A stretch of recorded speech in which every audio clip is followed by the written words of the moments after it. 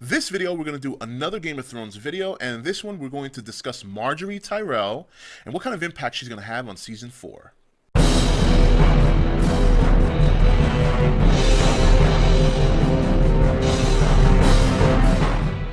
Okay guys, welcome back. So Margaery Tyrell has quickly become one of my favorite characters on Game of Thrones. Prior to that, I would say my favorite characters were, of course, Tyrion Lannister, Jon Snow, and Arya Stark.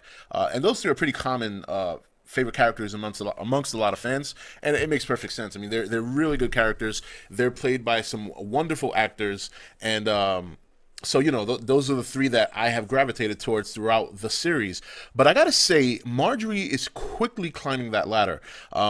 You know, we first met her in season 2, when Catelyn Stark went to Renly Baratheon for assistance after the death of Ned, and you know, she was there by his side. And you know, even though we all knew Renly's sexual preference, he's trying to keep that a secret. So obviously, he's trying to be more political with his pre-union at the time with Margaery Tyrell. But obviously the Tyrells supported Renly Baratheon because he was a pretty good man. They probably felt they could manipulate him, because I don't necessarily consider the Tyrells a good guys. You know, I think there's something there that we just haven't seen yet. But with this show, something I've learned quickly is that one person can seem like a good guy in the outset and later on become somebody who's either an anti-hero, borderline a bad guy, or just a bad guy outright. So, you know, and the thing of it is, you got to remember too, when she was discussing, you know, the throne and her, when she was having that talk with Peter Baelish, Littlefinger, you know, she told him, she said, you know, I want to be the queen. And that to me sounds like she wants to rule by herself. That doesn't sound like she wants to be married to somebody who's a ruler. Either that or be married to somebody but be the ruler, like the dominant person in the relationship. And the thing I love about Margaery, she's very clever. She's got no fear. She's the kind of character that can do just as much damage with her charm and her wit than she can with a sword, if she even knows how to use one. And the thing I loved about Season 3 was how she handled Joffrey. She had no fear of him. She knew what he was capable of based on Sansa. I don't necessarily believe that she was trying to help Sansa more than just get information from her, because obviously Sansa had a lot of experience with Joffrey. But she, you know, for the most part, she's been very kind to her. She has treated her well, but I think right now, that's my opinion. I don't think it's completely out of being a good person. Obviously, I think she's trying to get some information.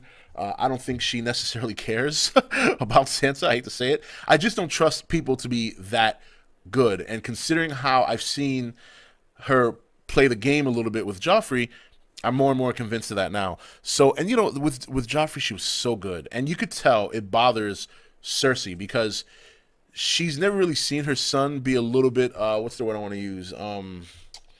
She's never seen her son be like in awe or enthralled by somebody. And Margaery seems to have that knack. You know, when she went out there, and she does seem like a good person. You know, she went and visited the poor people. She's kind of brought the people back on the side of King Joffrey. And I think that but again, I don't think she's not doing it for Joffrey. You know, she's doing it for herself. It just he happens to be benefiting from it. Plus, by her telling people in season 3, you know, the king is this and the king is that, she's also playing to his ego. Now, the biggest test came when Joffrey was starting to question her and her loyalty, when he discovered, you know, when he addressed her and what happened with Renly. And she took care of herself so good at that part. She played to his psychosis, you know, like she was like, all right, this guy is more concerned about killing people than he is about getting laid. So throwing poontang at him ain't gonna work. Let me stroke this crossbow and work his, you know, I'll work his loins that way. So, and it worked. It worked. And that's what I love about her. So now, you know, after viewing the trailer, you know, they show a scene where it looks like they're going to get married. So obviously, now she's going to have to deal with Joffrey on a whole different level. It's going to be interesting to see if he's finally going to get laid, because, you know, I refer to him as the homicidal Justin Bieber. He's annoying, you know, and he just goes and starts killing random people. But she, I think, is going to have a big impact next season, because she wants the throne. She more or less said that in season 2. She wants to be the queen, and whether she's married or not, I don't think it makes a difference. If she's by herself, I think she's all for that. And if she's married, her husband better just stand back and let her run the show. And in some ways, she's doing that already. She's become an ambassador while she's been at Joffrey's side, while Joffrey's sitting there killing whores with crossbows. So, so I think Margaery. I love the actress. You know, a lot of people don't know she was in Captain America. She had that very small scene where she kisses Captain America after he saved all the people. She's very, very beautiful. I love her. I think she's pretty hot. And I like the character. I really, really like the character. That's one character that, like I said, has come up from the depths and caught my attention. You know, along with Rob Snow, I like very much Arya Stark. You know, Tyrion Lannister. Margaery Tyrell has become another big favorite of mine, and I'm so looking forward to her in season 4 to see how she's going to further manipulate and interact with Joffrey. So it's going to be a lot of fun. So anyway, guys, that's pretty much it for this video. That's all I wanted to say. I just wanted to give a little spotlight on Margaery. I want to hear what other people think about her.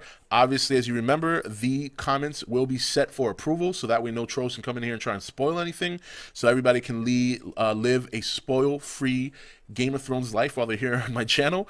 You can rest assured that when you come here to comment or talk about the show or an episode or whatever, there will be no spoilers in the comments below. Thank you for watching. I'll see you next video. And like I said, as we progress closer and closer towards season 4, we're going to be talking about more and more Game of Thrones as we get towards that season debut. Take it easy. See you next video. Hey guys, welcome to Entertainment Talk Nation. I'm your host Rob. This video we're going to do another Game of Thrones video, and this one we're going to discuss Margaery Tyrell and what kind of impact she's going to have on season 4.